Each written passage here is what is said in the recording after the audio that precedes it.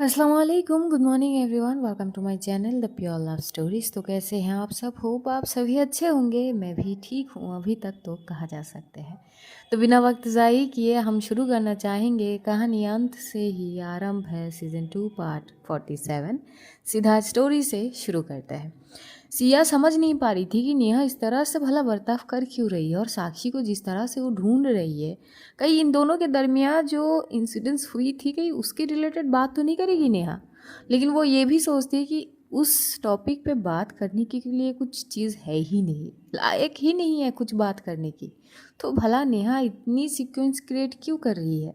अब वो भी कैसे बात करेगी? नेहा तो उसे साइड करके चली गई थी। वो बस नेहा को जाते देख रही थी और उसी ओर वो एकटक नज़र आड़ाए खड़ी थी। तभी सांझ आती है और बोलती कि मैम क्या क्या हुआ, क्या देख रही हैं आप? अब कुछ नहीं, वो दी कहाँ पर गई है? पता नहीं मैम, वो तो बस निकल गई है। अच्छा ठीक है, मैं डी के कैबिन में इंतज़ार करती हूँ। Okay ma'am. सिया भी वहाँ पर आके बैठ जाती है। कुछ देर तक वो खुद ही से सोचने लगती है कि नेहा की बर्ताव आखिर ऐसा क्यों है, वो क्या सोच रही है और क्या कर क्या रही है। लेकिन अगली पल वो अपनी केस पे ध्यान देती है, क्योंकि केस उसे कंप्लीट करनी है, सॉल्व करनी है पूरी तरह से। और अभी तक सलोनी से कोई रिस्पॉन्स आई नहीं है मेडिकल रिपोर्ट्स के बारे में। बस उसी इंतज़ार में वो बैठी थी। उधर नेहा जैसे तैसे अपनी लैब में जाती है। उसकी फटी पड़ी थी। अब वो डर रही थी कि पता नहीं न जाने मुस्कान की अगली कदम क्या होगी। खुद के लिए भी डर रही थी और साक्षी के लिए भी। लेकिन साक्षी ने तो उससे बात करी ही नहीं, फुल इग्नोर मार दी। मनी मन कोस भी रही थी साक्षी को कि आगे की जो पल आएगी ना बेटा बच्चू, तू खुद ही देख लेना। मैं तो गई थी बताने के लिए कि पहले बिगड़ने से पहले चीज़ों को संभाल ले, पर नहीं, ईगो दिखानी थी ना मुझे, एटीट्यूड दिखानी थी। दिखा अब, जब सर पे डंडा पड़ेगी पूरी होश ठिकाने आ जाएगी मैडम की। अभी जो मुझे एटीट्यूड और ईगो दिखा रही है ना, वो आगे की चीज़ भाभी खुद देख लेगी। यही बड़बड़ाते हुए वो सलोनी को कॉल लगा लेती है। लेकिन खैर है कि सलोनी नेहा की फ़ोन उठाए। ऊपर से वो जब जितनी बार बाद में ट्राई करती है सब बिजी बताती है। इससे नेहा थोड़ी और चिढ़ जाती है और बोलती कि ये होती है इनकी दोस्ती।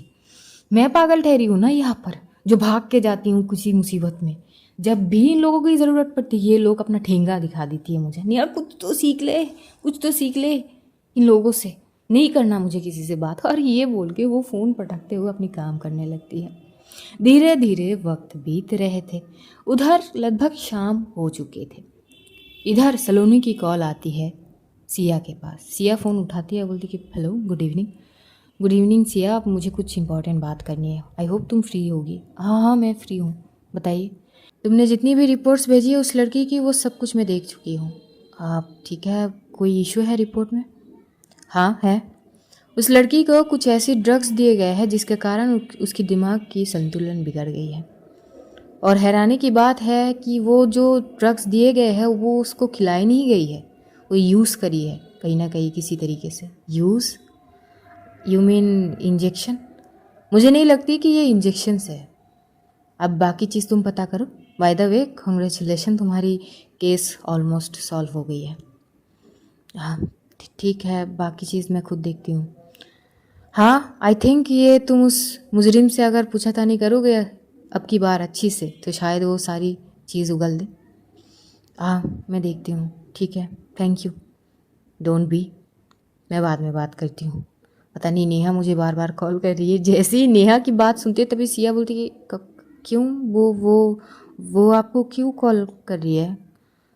अब इस तरह से टोन से जैसे ही सिया पूछती है, सलोनी को कुछ खटकती है और बोलती है अच्छा क्यों, वो मुझे कॉल नहीं कर सकती?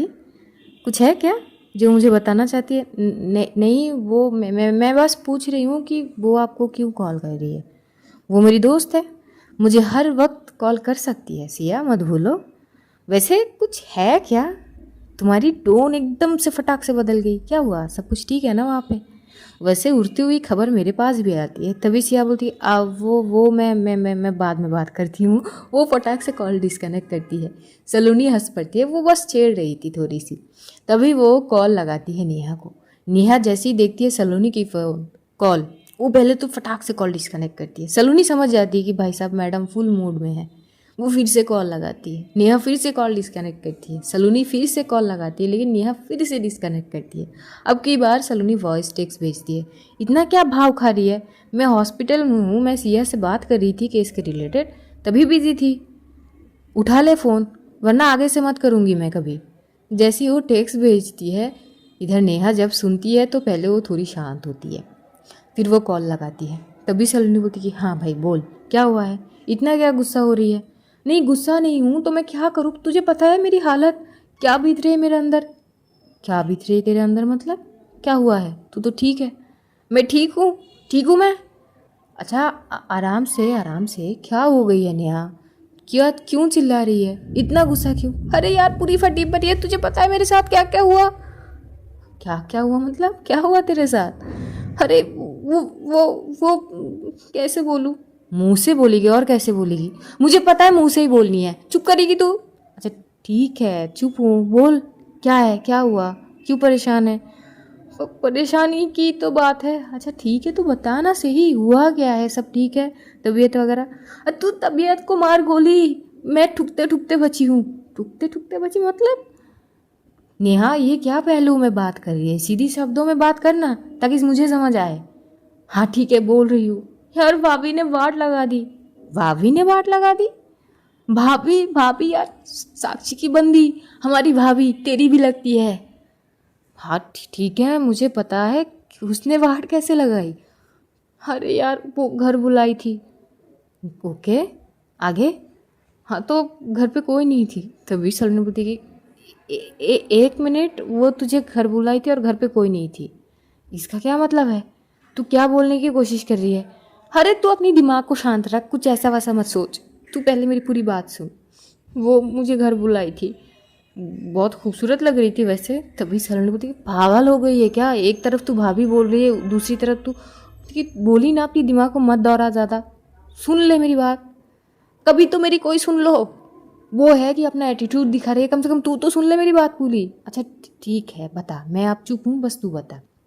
हाँ सुन ले, भाभी ने बुलाई थी, मुझे लगी कि उनको कोई दिक्कत होगी, कोई परेशानी होगी, 10 मिनट में घर बुलाए। जब घर गई तो घर पे कोई नहीं थी, मुझे थोड़ी अजीब लग रही थी, तो उनकी रवैया भी थोड़ी अलग तरीके से थी, मुझे समझ कुछ नहीं आ रही थी। मैं वहाँ से जल्द निकलना चाहती थी तो भाभी पकड़ ली, पकड़ के बैठा दिए, पूछने लगे कि तन में है कौन। जैसी ये सुनती है सलोनी बोलती कि ओ तेरी, फिर तो मैंने अपनी तरफ से पूरी कोशिश की, मम्मी कसम यार मैं पूरी कोशिश की कि भाभी मुझे इस बारे में बात नहीं करना। मैंने तो इतना भी कही कि वो बस मेरा भाई है और कुछ नहीं है, कहीं ना कहीं साक्षी भी उसको भाई मानती है।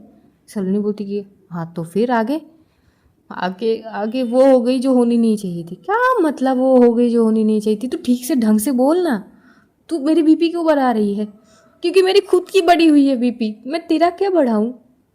और फिर वो एकदम से बोली कि एक काम करते हैं, मैं आपसे कोई सवाल जवाब नहीं करती हूँ, गेम खेलते हैं, आप प्रॉमिस करो कि गेम खेलूंगी। मैं भी हामी भर दी, मुझे क्या लगी थी ये सब कुछ होगी, मुझे लगी कि वो बोर हो गई होगी इसलिए मजाक मस्ती कर रही है। मैं खेलने लगी गेम और हर एक बात बताती है नेहा, जो सुन के सलोनी एकदम शॉक्ड हो जाती है। और जब नेहा की बात ख़त्म होती है सलोनी एकदम से चिल्ला पड़ती है नेहा के ऊपर, तू पागल है नेहा, तो इतनी डरपोक कब से बन गई। हाँ ये उम्मीद तो नहीं थी मुझे तुझसे, क्या करके क्या आई है, तुझे पता भी है तूने क्या किया, चीज़ें किस तरह से बिखरेगी। अब ये चीज़ साक्षी को बतानी चाहिए थी, मुस्कान को, ना ही तुझसे पता चलनी चाहिए थी। तभी एकदम से नेहा बोलती ओ एक ठहर जा, तू तू मुझे क्यों ज्ञान बांट रही है। हाँ गन दे के ना मेरी क्या हालत हुई थी मैं ही जानती हूँ, तू नहीं थी वहाँ पे, मैं थी। इस वक्त ना अच्छे अच्छों की वाट लग जाती है, और तू उम्मीद उम्मीद की बात तो मत ही कर, तू पहले अपनी जान बचाना ठीक समझी, मैं पहले खुद बचो फिर औरों को बचाओ, जाके अपनी उस दोस्त को समझा जो अपनी एटीट्यूड में अड़ी है। अभी मैं बात करने की कोशिश कर रही थी, मैं पुलिस स्टेशन तक गई थी उसके लिए कि मैंने ये चीज़ करी है, पर नहीं, उसको तो अपनी ईगो पे रहनी थी, रहे अपनी ईगो पे। अब सुलझाई चीज़ों को, मैं नहीं जाने वाली, और ये सारी चीज़ ना उसी के कारण हुई है, ना वो सिया को वो बोलती कि मुझसे दूर रहे, ना ये सारी चीज़ होती। तभी जो सलोनी है ये पॉइंट करते बोली एक मिनट एक मिनट, क्या क्या, ज़रा पीछे जा, क्या बोली तूने। नेहा चुप। सलोनी बोलती कि बोल, अभी जो तूने कही है वो फिर से दोहरा, क्या बोली तूने? कुछ नहीं कही मैंने। नेहा, जितना पूछ रही हूँ ना उतना बता, साक्षी ने क्या किया है? आप हाँ, तो उसने सिया को बोली है कि मुझसे दूर रहे, मुझसे बात वगैरह ना करे, मुझे इग्नोर करे। तो मैं सोची कि ठीक है, सारी चीज़ अगर वही सोच रही है तो मैं उसको परेशान करूँ, तभी तो मैंने तन्मय को बुलाया। सलोनी और गुस्सा हो जाती कि तू क्या बच्चों वाली हरकतें है ये नेहा, बच्ची नहीं है तू। और अगर सिया तुझे इग्नोर करे भी है तो इसमें तेरी क्या जाती है, तुझे क्या फ़र्क पड़ती है? तेरे दिल में तो उसके लिए कुछ है ही नहीं, तो वो इग्नोर करे या तुझसे बात ना करे, उससे तेरी क्या जाएगी? हाँ, ये बता मुझे, पहले ये समझा। तू साक्षी की चीज़ को साइड में रख। तभी नेहा बोलती कि मुझे इस बारे में बात करना ही नहीं है। नहीं, मुझे इस बारे में ही बात करनी है। तू साक्षी की चीज़ को साइड रख, तू बस मुझे ये समझा कि अगर सिया ने तुझे इग्नोर भी करी होगी तो इसमें तुझे क्या फ़र्क पड़ती है? क्यों फ़र्क नहीं पड़ती है? ज़रूर पड़ती है। अच्छा, क्यों पड़ती है? पता करने की कोशिश करी तूने? तो नेहा को वो सारी चीज़ें याद आती है जो उसने अभी इन दोनों के दरमियान हुई है।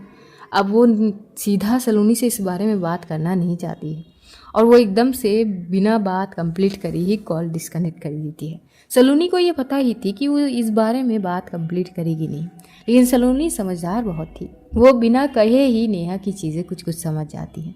उसकी चेहरे पे स्माइल आती है, लेकिन अगले पल परेशानी के छाप आ जाते हैं साक्षी को लिए के। वो साक्षी को कॉल लगाती है, लेकिन साक्षी उस वक्त फ़ोन उठाती नहीं है। एक्चुअली साक्षी उस वक्त ड्राइव कर रही थी और वो पहुंचती है पुलिस स्टेशन। जैसे ही वो पहुंचती है, वो देखती है उसकी कैबिन पे जो है वो सिया बैठी हुई थी, थोड़ी चीज़ सोच में थी। तभी साक्षी बोलती कि क्या हुआ, क्या सोच रही हो? दी मैंने वो प्रीति की सारी रिपोर्ट्स भेजी थी सलोनी को। हाँ, क्या बोली सलोनी ने? दी वो सलोनी ने तो जितनी भी सलोनी ने सिया से बात कही थी वो सारी चीज़ बताई थी। तो साक्षी बोलती कि तो अब उस लड़की की बाप से पूछा था नहीं करो। हर वो कोशिश कर चुकी हूँ, सांझ भी कर चुकी है, यहाँ पे सारे वो अक्षय भी, लेकिन वो बंदा है कि ढीठ, कुछ उगल नहीं रहा है। साक्षी बोलती कि अच्छा चलो थोड़ी मैं भी देख लेती हूँ। साक्षी अपनी बंदूक निकालती है, गन निकाल के वो सीधा जाती है लॉकअप के साइड में। उस इंसान के हालत पूरी ख़राब थे, जगह जगह पर चोट आए हुए थे, इतना धुलाई जो हुए थे, लेकिन फिर भी शांति से बैठे हुए थे। साक्षी जैसे ही लॉकअप ओपन करने की बात करती है तो पांडे जी एकदम से बोल पड़ते कि अरे मैडम, जाके अंदर करोगे क्या आप? वैसे भी इस बंदे के पिछवाड़े में उतना दम ना है, मार मार के हमने तो हालत ख़राब कर दी है, अब एक और दो डंडे भी ना झेल सकता है ये वो। पांडे जी, जितना कहा है आप उतना करें, लॉकअप खोलिए। तो पांडे जी चुप से लॉकअप खोल देता है। साक्षी अंदर जाती है और उस बंदे के सामने खड़ी हो जाती है। मजाल है कि वो बंदे के आंखों में थोड़ी सी भी पश्चाताप आए, साक्षी समझ रही थी। वो एकदम से बोलती है कि चलो घुमा फिरा के बात करने की मुझे आदत नहीं है, सीधा पॉइंट पे बात करते हैं। कहिए मैडम, क्या बात करने हैं? तुमने ये क्यों किया और कैसे किया? क्या मैडम, क्या बोल रहे हो आप? मैंने कुछ नहीं किया, खामा मुझे यहाँ पे आप लोग बंद करके रखे हो और इससे कुछ फ़ायदा होगा नहीं आप लोगों को। जो कर सकते हो करो। अच्छा, जो कर सकता हूँ वो करूँ? हाँ मैडम, करे, मुझे कोई प्रॉब्लम नहीं है। मारना है मारो, या फिर मार भी देना है तो मार दो। चलो ठीक है, अगर यही है तो यही सही। अगर मरने की इतना शौक ही है तो मार ही देते। तभी वो बंदा थोड़ा सा हंस पाता है। अच्छा, अगर मुझे यहाँ पे मार भी दिए होंगे तो बहुत से सवालों का सामना आप लोगों को भी करने पड़ेंगे, क्योंकि मैं मुजरिम हूँ ये साबित अभी तक किसी ने कर नहीं पाया है। तो कैसे साबित करोगे? और अगर आप लोगों की इन्हीं सारी चीज़ों में मैं मारा गया तो हो सकता है आप लोगों की नौकरी भी चली जाए। तभी एकदम से साक्षी बोलती कि काफ़ी नॉलेज भी है तुम्हें। हाँ, क्यों ना हो मैडम, होना चाहिए हर इंसान को। सही है, लेकिन एक कहावत तो सुना होगा ना तुमने, जहर से जहर को काटे जाते हैं अक्सर। क्या मतलब है इसका? अभी समझाती हूँ। पांडे तभी पांडे एकदम से भाग के लॉकअप के अंदर जाते हैं कि हाँ जी मैडम। साक्षी पांडे से कुछ बात करती है, उसके बाद पांडे एक तीखी स्माइल के साथ वहाँ से निकल जाता है। पहले तो वो आके जो कैमरा है वो बंद कर देता है, जो सीसीटीवी कैमरा है वो बंद कर देता है। ये सीन देख के वो प्रीति के पापा जो थे वो शख्स एकदम से बोल पड़ते कि कैमरा क्यों बंद करे गए? हाँ, क्या क्या करने की कोशिश कर रहे हैं आप? देखिए ये गलत है, आप ऐसे कैमरा बंद नहीं कर सकते। मेरा पुलिस स्टेशन, मैं चाहूँ जो चाहे वो करूँ, तुम बोलने वाले हो कौन? और तभी पांडे जी एक इलेक्ट्रिक शॉकर ले आते हैं जिसे इंसानों को शॉक दिए जाते हैं। ये देख के उस इंसान की होश ही उड़ जाते हैं मानो। तभी साक्षी सांझ को बुलाती है, उसके हाथ में अपना गन पकड़ा देती है, बोलती है जरा पकड़ो। और वो इलेक्ट्रिक शॉकर लेते हैं। इधर पांडे आते हैं और एक और ऑफिसर आके उस शख्स को दोनों हाथ की तरफ से एक साइड में पकड़ लेते हैं। तभी साक्षी करीब आने लगती है और वो शख्स एकदम से चिल्ला के बोलते कि देखिए आप ऐसा ऐसा कर नहीं सकते हैं, ये गलत है। क्यों? ये गलत कैसे हो सकते हैं? तुम करो तो ठीक, हम करें तो गलत क्यों? और कैमरा ऑफ नहीं कर सकता? नहीं, अब देखो, अब जब कांड करूंगी तो थोड़ी ना दुनिया वालों को दिखा के करूंगी। जब तुमने किया तो छुप छुपाते किया ना, तो हम भी वैसे ही करेंगे, हिसाब बराबर। जैसे जैसे साक्षी करीब जा रही थी उस शख्स के अब पूरे तरह से घबराहट बढ़ते जा रहे थे। एकदम से साक्षी क्या करती है, वो कुछ बेल्ट जैसी थी जो माथे पे थोड़ी सी लगाते हुए इलेक्ट्रिक शॉक दिए जाते हैं। वहाँ पे अक्षय लाइन वगैरह सब ठीक कर देता है। जैसे ही वहाँ पे इलेक्ट्रिक लाइन दिए जाते हैं, साक्षी स्विच दबाते ही थोड़ी सी शॉक उस इंसान को लगता है। वो इंसान एकदम से चिल्ला पड़ता है, आंखें तुरंत लाल हो जाती है। अब हाथ वगैरह तो ऑलरेडी ये लोग पकड़े हुए थे, और पता नहीं कुछ वायर जैसा कुछ था कि शरीर में नहीं जाते, बस दिमाग में असर पड़ रहा है इसका। और वो एकदम से चिल्ला पड़ते कि मत करे, ये सब मत करे आप लोग। अरे क्यों? देखो तुम्हारे पास एक ही रास्ता है, या सच बताओ या फिर झेल लो ये। और रही बात तुम्हारी इन सारी चीज़ों के बारे में, बाहर खबर देगे कौन? ये खबर बाहर कैसे जाएंगे, ज़रा ये बताओ। जाएगा क्या ये खबर बाहर? तभी सभी ऑफिसर एकदम से साक्षी की ओर देख के बोलती कि पर मैडम यहाँ पे हुआ ही तो नहीं कुछ, क्या जाएगा बाहर खबर? ये शख्स तो आराम से बैठा हुआ था और एकदम से चिल्ला के अपने सर पकड़ के बैठ गया। साक्षी के चेहरे पे स्माइल तीखी आ जाती है और अब उस शख्स के आंखों में डर नजर आ रही थी। साक्षी को बस यही चाहिए थी, किसी ने तो नहीं सोची होगी साक्षी ये तरीका भी आजमाएगी। साक्षी उस शख्स के ओर एक टक देख रही थी और बोलती कि अब डिसाइड तुम करो, ऐसा या वैसा। सज़ा तो मैं तुम्हें दे के रहूँगी, फिर चाहे वो सीधी रास्ते से हो या फिर टेढ़ा रास्ते से। जो तुम करे हो उसको भुगतना तो तुम्हें पड़ेगा ही, ऐसे तो वैसे ही सही। तय करो क्या करोगे। और जैसी अगली बार साक्षी करीब जाने की कोशिश करती है तो वो इंसान एकदम से चिल्ला पड़ती कि मत करिए, मत करिए, मत करिए, मैं बोल रहा हूँ, मैं बोल रहा हूँ। और तब जाके वो इंसान सब कुछ बोलने लगता है। एक्चुअली वो इंसान बहुत अजीब था। उसे अपनी बेटी पर और अपनी वाइफ पर शक बहुत था। जैसे अपनी बेटी को किसी और के साथ थोड़ी बहुत दोस्ती याराना करते हुए देखा तो अपना मन बना लिया कि इसके साथ उसका चक्कर है, कुछ ऐसे ही सीन। लेकिन ऐसा तो कुछ था नहीं। जैसे ही उसकी बेबी उसको समझाने लगे कि ऐसा कुछ नहीं है, वो लड़का अच्छा है, बस दोनों दोस्त है। और जिस दिन वो लड़के ने उसकी वाइफ को हॉस्पिटल तक पहुंचाया, उसके बाद उसने मन बना लिया कि शायद उन दोनों का कुछ चल रहा है। और इन्हीं सारी बीच बहस वगैरह में उसका दिमाग खराब हो गया है। थोड़ा पागल टाइप इंसान था, दिमाग का हिला हुआ बोल सकते हैं। गुस्से की यार में बहस हुई, झगड़ा हुआ। उसने प्लान बना लिया कि ना वो बीवी को छोड़ेगा और ना ही बेटी को। दोनों ने मिलके इसको धोखा दे रहा है, कुछ ऐसा इसका सोच था। और करता वही है, बेटी के जरिए वो कुछ ऐसा घिनौने हरकतें करते हैं कि वो अपनी बीवी को ही मार डालता है। पहले तो वो कुछ ऐसी सीन क्रिएट करता है जिसके दौरान उसकी बीवी और बेटी के अंदर झगड़ा होते हैं, और उसी दरमियान उसकी बेटी की मानसिक संतुलन थोड़ी ठीक नहीं थी। कहीं ना कहीं इसका वजह भी वो खुद था, क्योंकि वो खुद एक फार्मेसी में, जो मेडिसिन फार्मेसी है, वहाँ पे जॉब करता था। थोड़ी बहुत उसके मेडिसिन के बारे में पता था, नॉलेज था कह सकते हैं, बस उसी का वो प्रयोग करता है। कुछ ऐसा मेडिसिन अपनी बेटी को देती है जिसके कारण ओवरडोज हो जाता है और उसका दिमागी संतुलन बिगड़ जाती है। थोड़ी बहुत झगड़ा होती है और झगड़े के बीच में वो अपनी माँ के ऊपर थोड़ा सा कुछ फेंक के मारती है, जिसके कारण उसकी माँ के हाथ में थोड़ी सी चोट लग जाती है। और यही सारी चीज़ दिखावे के लिए वो बैंडेज लेके आता है अपनी बीवी के हाथ में बैंडेज करने के लिए, जहाँ पर वो कुछ जहरीली चीज़ें कुछ ऑइंटमेंट में मिला देता है और उसी चलते उसकी बीवी की मौत हो जाती है। अब बेटी का तो सीधा पॉइंट थी कि उसने ही अपनी माँ को मार दी है, तो सीन यही थी।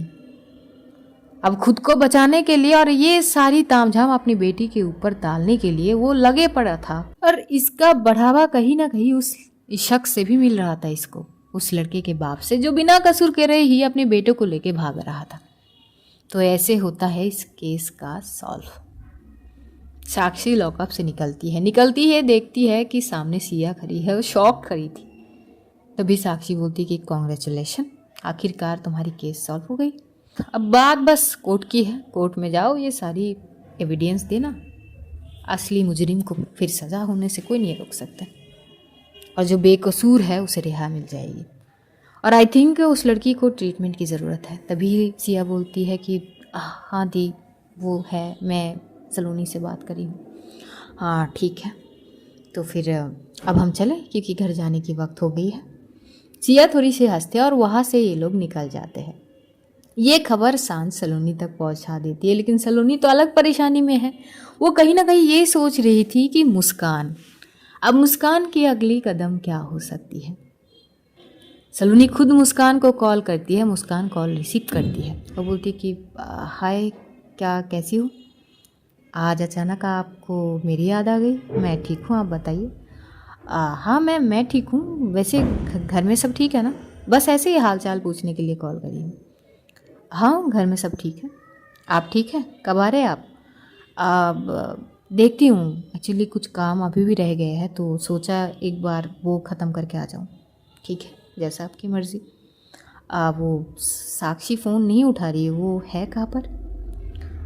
वो पुलिस स्टेशन में होंगी, केस के रिलेटेड में शायद बिज़ी होंगी। जब आएंगी तो मैं बता दूंगी कि आप कॉल कर रही थी उनको, वो उठा नहीं रही थी। बाकी अगर अभी तक तो आई नहीं है। अच्छा ठीक है, तुम ठीक हो ना? हाँ मैं बिल्कुल ठीक हूँ। सलोनी समझ नहीं पा रही थी कि मुस्कान जो है वो बिल्कुल नॉर्मल बर्ताव कर रही ही थी, लेकिन नेहा की बात के अनुसार उसकी रिएक्शन तो कुछ और आनी चाहिए थी। वो समझ रही थी मुस्कान की चीज़ों को, जो समझ नहीं पाती। वो बोलती कि चलो ठीक है, ध्यान रखना, और कुछ भी अगर चीज़ हो तो मुझसे पूछ सकती हो। शायद मुस्कान समझ चुकी थी। वो बोलती कि नहीं, अगर मुझे पूछनी होती तो अब मैं आपसे पूछ लेती, अभी तक नहीं पूछी, तो बाकी आप समझदार हैं। और यही बोलते हुए मुस्कान कॉल डिस्कनेक्ट कर देती है। अब सलोनी थोड़ी गंभीर हो जाती है, क्योंकि सिचुएशन नॉर्मल तो दिखाई दे रही थी पर थे नहीं। वो कुछ सोचने लगती है, साक्षी को फिर से कॉल लगा लेती है, फिर साक्षी फ़ोन उठाती नहीं है। एक्चुअली उसका फ़ोन साइलेंट मोड पे थी। इधर दोनों बहनें घर की तरफ आ रहे थे।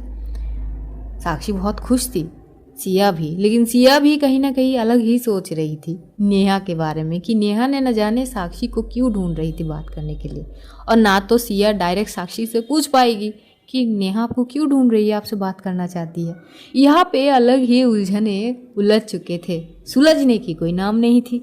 अब दोनों बहन घर पहुँच चुके थे। घर पहुँचते ही देखती है वहाँ पर साक्षी की मम्मी पापा बैठे हुए थे, कुछ नेहा की रिलेटेड बात ही कर रहे थे ये लोग।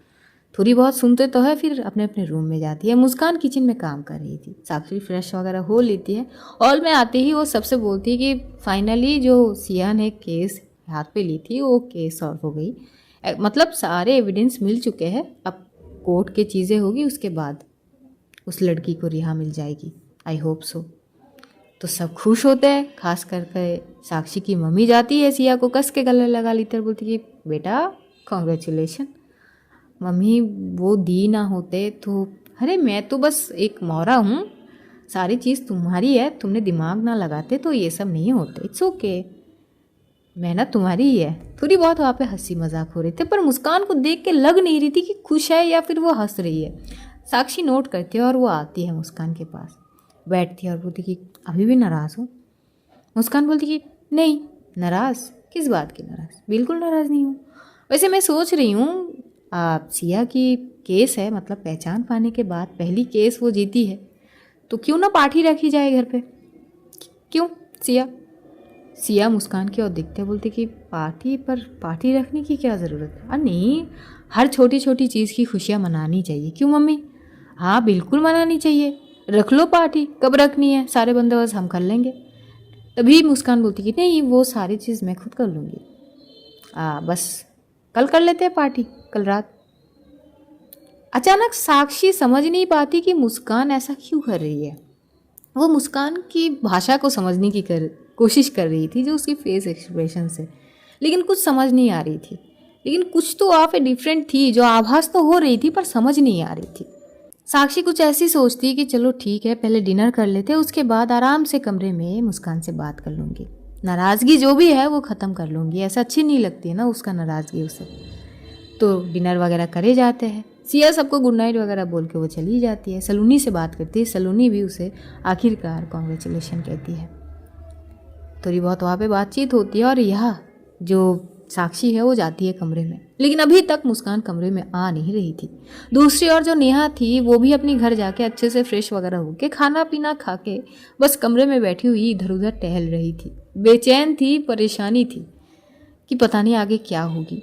फटी तो पड़ी थी उसकी, सोच रही थी कि चीज़ें कैसे सुलझेगी। तभी उसके कमरे में उसकी मम्मी आती है उसके पापा के साथ।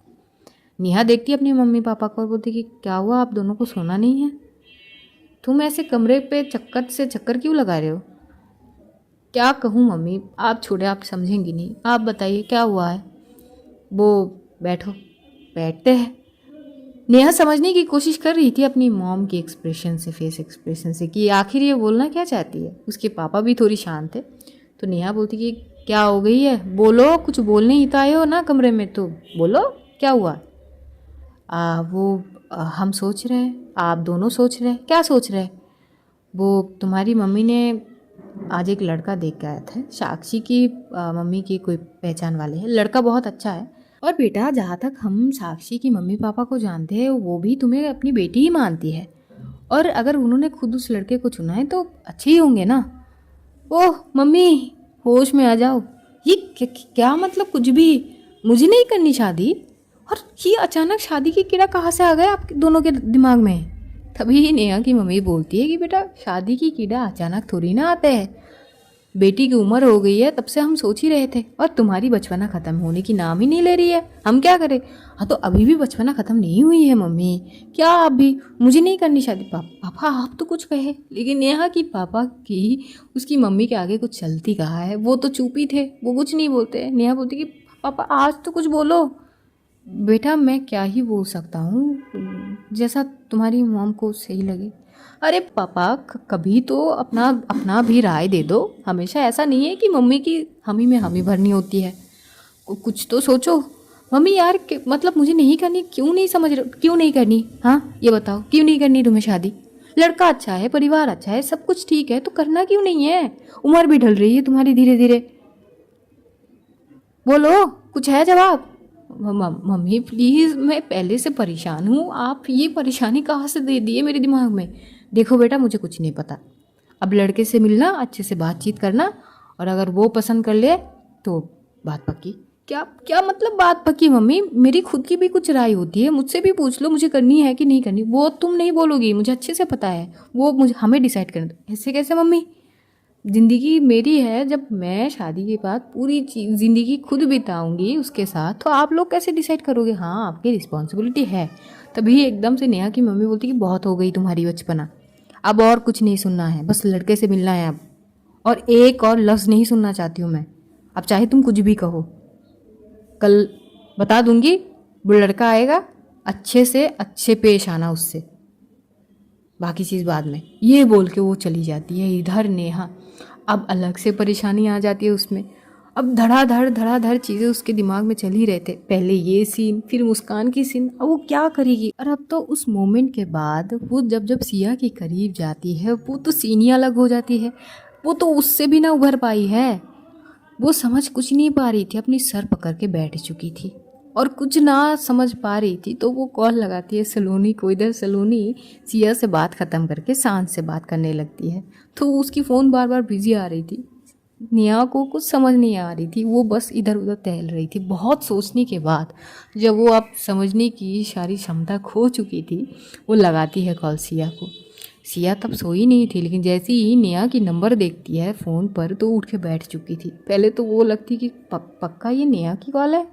थोड़ी सोचने के बाद देखती है कि वो कॉल कट चुकी थी, फिर से कॉल आती है तो पहले वो फ़ोन उठाती है। आखिरकार उससे भी तो बहुत कुछ जाननी है कि वो साक्षी को क्यों ढूंढ रही है। तो वो रिसीव करते हैं, बोलती कि अब हेलो। जैसे ही हेलो बोलती है, इधर नेहा पता नहीं वो एकदम से चुप हो जाती है। उसकी दिल की धड़कनें इतनी तेज़ हो जाती है, ऐसा पहली बार होती है। वो समझ नहीं पा रही थी कि ये क्या सीन है। तभी सिया फिर से बोलती कि hello doctor Neha, are you okay, क्या हुआ। तभी नेहा बोलती कि हाँ हेलो, आई होप मैं डिस्टर्ब नहीं करी। तुम सो तो नहीं गई थी ना। नहीं नहीं, मैं नहीं सोई हूँ। कहिए, आप ठीक है। आप हाँ हाँ, मैं ठीक हूँ। एक्चुअली मुझे तुमसे कुछ बात करनी है। हाँ कहिए ना, कि क्या बात करनी है। तभी नेहा थोड़ी फिर से पॉज हो जाती है। वो कुछ सोचने लगती है कि कहूँ कि नहीं कहूँ। फिर वो एकदम से अपनी सारी दिमाग से सारी चीज़ हटाती है और बोलती कि देखो, पहले तो मुझे कुछ चीज़ प्रॉपर समझ आ नहीं रही है। पता नहीं बहुत अजीब सी फील हो रही है जब से वो मोमेंट हुई है। और अब मम्मी मेरी रिश्ते की बात कर रही है। जैसे ही सिया ये सुनती है, मानो उसकी बोलती बंद, वो एकदम से शांत हो गई है। नेहा बोलती कि तो मुझे समझ नहीं आ रही है, मैं क्या करूं। मैं मम्मी को समझाने की कोशिश कर रही हूँ पर वो अपनी बात पे अड़ी है। मैं क्या करूं, वो कल बोल रही है उस लड़के से जाके मिलूं, तो मुझे समझ नहीं आ रही है। मैं सलोनी को कॉल करने की कोशिश कर रही हूँ पर वो बिज़ी है, क्या करूं। और साक्षी तो मुझे ब्लॉक पे रखी है, मैं किसी से बात नहीं कर सकती हूँ फ़िलहाल। क्या करूं, मुझे क्या करूं मैं। थोड़ी पॉज रहने के बाद सिया तो बिल्कुल शांत थी। तभी नेहा बोलती कुछ बोलो भी, क्या मुंह में कुछ लेके बैठी हो क्या। हाँ तो अच्छी बात है ना, आपके लिए लड़के देखे जा रहे हैं। देखिए अगर वो अच्छा है तो व्हाई नॉट। व्हाट। हाँ, इसमें गलत क्या है। आपकी परिवार है, आपके लिए देख ही सकता है। इट्स नॉर्मल ना। तुम क्या कुछ पी के बैठी हो क्या। हाँ तुम्हारी दिमाग ठीक है, तुम्हें पता है तुम क्या बोल रही हो। अब सिया को अजीब लग रही थी नेहा की बातें कि नेहा भला ऐसे बहकी बहकी बातें क्यों कर रही है। सॉरी, मैं क्यों पीऊँगी। अच्छा, लग तो ऐसे रहे जैसे कि तुम नशे में बात कर रही हो। पागल हो क्या तुम। मैं अभी जो बोली हूँ तुम्हें समझ नहीं आ रही है। नहीं मतलब मुझे क्या समझने होंगे, मुझे ये समझ नहीं आ रही। आपके पेरेंट्स आपके लिए लड़के देख रहे हैं, अगर लड़का अच्छा है तो बाकी आप देख लीजिए। तुम cool down Neha, cool down. खुद से ही बात करते और बोलती कि देखो सिया, मैं तुम्हें कॉल करी हूँ, मैं तुमसे बोल रही हूँ कि उस मोमेंट के बाद मुझे कुछ समझ नहीं आ रही है और ये रिश्ते वगैरह में, और तुम बस बोल रही हो कि दैट्स फाइन, मतलब तुम्हारे लिए ओके है। तभी सिया बोलती कि भला मुझे क्या दिक्कत है, तुम पागल हो क्या। हाँ जो, या फिर तुम ना समझने की ढोंग कर रही हो। एक तो ना आप क्लियर कट बात करिए, मुझे नहीं समझ आ रही है। अरे क्या मतलब नहीं समझ आ रही है, तुम चाहती हो कि मैं शादी करूं। ये कैसी बात हुई, मेरे चाहने से या ना चाहने से क्या हो जाएगी। मुझे ये लग रही है डॉक्टर नेहा कि नशा मैं नहीं आप करी है। एक तो आप पता नहीं क्या अजीब अजीब बातें कर रहे हैं, क्या हो क्या गई है आपको। नेहा बोलती कि कुछ नहीं हुआ है, मैं खुद पागल हो गई हूँ। तुम मुझसे मिलो, मैं तुमसे मिलना चाहती हूँ, मिल के बात करेंगे। तभी सिया बोलती कि सॉरी पर मैं मिल नहीं सकती, और मुझे जो लगती है कि आप आपकी परिवार की सुने। फॉर गॉड सेक तुम पागल हो क्या, दिमाग मत ख़राब करो जो ऑलरेडी ख़राब है मेरी। मैं बोल रही हूँ कि तुम मिलो मुझसे, मुझे बात करनी है तुमसे, कुछ कुछ डिस्कस करनी है। मैं नहीं मिलना चाहती। नेहा बोलती कि मेरी ना पहले से सटकी हुई है, तुम्हें पता भी नहीं कि मैं क्या कर सकती हूँ। धमका रही है आप मुझे। ये धमकाना किसी और के साथ करना, मुझे नहीं। डॉक्टर नेहा, रात हो गई है, आपको नींद की ज़रूरत है। नींद ले लीजिए और दिमाग भी शांत हो जाएगी। और यही बोलते हुए कॉल डिस्कनेक्ट करती है। नेहा फिर से कॉल करती है, सिया फिर डिस्कनेक्ट करती है। नेहा 2-3 बार कॉल लगाती है तो सिया रिसीव कर लेते हैं। बोलती कि क्या प्रॉब्लम क्या है आपकी। हाँ समझ नहीं आ रही बात, क्या बहकी बहकी बात करी जा रही है आप। एक तो ना मुझसे इतनी ऊंची आवाज़ में बात मत करना, पहली बात। और तुम्हारी क्या प्रॉब्लम है, तुम मुझे बोल रही हो? हाँ, तुम चाहती हो मैं शादी करूँ? तभी सिया होती, अरे क्या प्रॉब्लम है, मतलब मैं मेरी चाहने से या ना चाहने से क्या बिगड़ जाएगी? ज़िंदगी आपकी है, आपका जो मन कहे वो करे आप। देखो मुझे ये सब नहीं पता है, मुझे तुमसे मिलनी है, मिलके कुछ बात करनी है। तभी सिया बोलती कि आपको जो करना है आप करें, मैं आपसे नहीं मिलना चाहती, आगे से कभी नहीं। और यही बोलते हुए वो जैसी कॉल रखने लगती है तभी नेहा बोलती कि तुम नेहा को जानती नहीं हो अभी तक, इसका जवाब मैं तुम्हें कल दूंगी, तुमने पछताया ही नहीं ना तो बताना। और ये बोल के नेहा कॉल डिस्कनेक्ट कर दी थी। अब सिया सोचने लगती कि पागल है, पता नहीं क्या सोचती रहती है। लेकिन कहीं ना कहीं सिया उसकी शादी की बात सुनने के बाद थोड़ी सी खामोश हो गई थी। अब लाजमी थी, प्यार तो बहुत करती है। अब वो रात ना नेहा सो पाती है और ना सिया। इधर जो मुस्कान है वो बहुत लेट आती है। साक्षी बहुत इंतज़ार कर रही थी और जब वो कमरे में आती है तो साक्षी पूछती है कि कहाँ थी तुम, काम कर रही थी? क्यों? नहीं, इतनी देर हो गई तुम्हें आने में। हाँ तो काम कर रही थी, आने में देर तो होगी, क्या हुआ? कुछ नहीं, कुछ बात करनी है। आपको नहीं लगती कि बहुत देर हो गई, आपको सोनी चाहिए? हाँ पर बात करनी है बेबी, प्लीज़। अब गुस्सा थूक दो ना। अच्छा, गुस्सा थूक दूँ? चलो फिर बताओ कि तन्मय कौन है और आपका उससे क्या सीन है, क्या रिश्ता है, मतलब जो भी सीन है जिससे आप परेशान हो, जो आप चाहती नहीं हो कि मेरे सामने है। तभी साक्षी बोलती है यार प्लीज़ ना, एक ही टॉपिक लेके बैठ गई हो तुम, मतलब इस टॉपिक में रखा क्या है? कुछ नहीं रखा है। अब जब इस टॉपिक में कुछ रखा ही नहीं है तो आप इसको लेके इतनी परेशानी क्यों हो रही हो? मेरी सवाल तो वही है। साक्षी बोलती है मुस्कान बेबी प्लीज़ ना, प्लीज़, सर दुख रही है, आ जाओ, मुझे हक करके सोनी है। मुस्कान बोलती कि नहीं, आप सो जाइए, मुझे कुछ काम करनी है और कल के पार्टी भी तो है। हाँ तो तुम उसकी फिक्र क्यों कर रही हो, मैं हूँ ना। तभी मुस्कान बोलती है नहीं, वो सारी तामझाम मैं खुद कर लूँगी। क्या हुआ, इतना गुस्सा मुझसे? हाँ तो बोल रही हूँ ना, तो फिर बता दीजिए। मुस्कान क्या एक ही बात पे अड़ी हो बेबी, इन सारी चीज़ों से बस हम दोनों के बीच करवाहट ही आई और कुछ नहीं। तभी मुस्कान तो बोलती कि बस वो सोचने की बात है, आप जैसे सोचेंगी वैसी ही होगी। अगर आपको अभी भी ये लग नहीं रही है कि मुझे बताना चाहिए तो मैं क्या कर सकती हूँ? क्या पता कि मुझे किसी और से पता चल जाए और मैं हट हो जाऊँ तो। साक्षी बोलती कि ऐसे कुछ है नहीं, तुम ना कुछ ज़्यादा मत सोचो और प्लीज़ इतना नाराज़ ना रहो। तभी मुस्कान सोफे पे चली जाती है, बोलती कि आप सो जाइए, आपकी दिमाग को थोड़ी शांति चाहिए। रही बात मैं कुछ काम कर रही हूँ कल की सारी चीज़ों के लिए, बाकी दिखता है, मुझे जब नींद आ जाएगी मैं आ जाऊँगी। और ये बोलते हुए वो सोफे पे बैठी हुई थी और साक्षी अब उसे थोड़ी गुस्सा आ जाती है और वो चुप से आके बैठ जाती है। थोड़ी देर बैठ के देखने लगती कि वो आएगी कि नहीं, लेकिन देखती है कि जो मुस्कान है वो आती नहीं है, तो वो गुस्से के मारे जाके सो जाती है। मुस्कान को थोड़ी बुरी लग जाती है कि इतना सब कुछ बोलने के बाद भी वो चीज़ पे अड़ी ही है कि नहीं बतानी है, जबकि मुस्कान को ये चीज़ पता है पर फिर भी वो साक्षी से ही जानना चाहती है। लेकिन साक्षी है तो थोड़ी सी उसे बुरी लग जाती है, कहीं ना कहीं उसके आंखों में आंसू छलक जाते हैं। वो एक टक साक्षी की ओर देख रही थी, जो साक्षी है वो नींद में चली जाती है। मुस्कान कुछ इंतज़ाम वगैरह करने की कोशिश करती है कल की चीज़ों के लिए। कल रात को पार्टी है और पार्टी की जो वेन्यू है वो यहाँ पे तो नहीं थे, वो अलग जगह पे थे, तो वो सारे तामझाम कर लेती है। तो आज की सीन यहाँ पर ख़त्म करते हैं। अब जानेंगे आगे सीन में क्या होते हैं। अब देखते हैं कहाँ का तीर कहाँ पे जाके लगता है और नेहा का किसी क्या सीन होती है। तब तक अपना ध्यान रखिए, अपनों का ध्यान रखिए, ढेर सारा प्यार बांटिए, खुश रहिए, खुशियाँ बांटिए। Love you all guys, see you soon, बहुत जल्द फिर मुलाकात होगी। तब तक के लिए खुदा हाफिज़, बाय बाय, टाटा।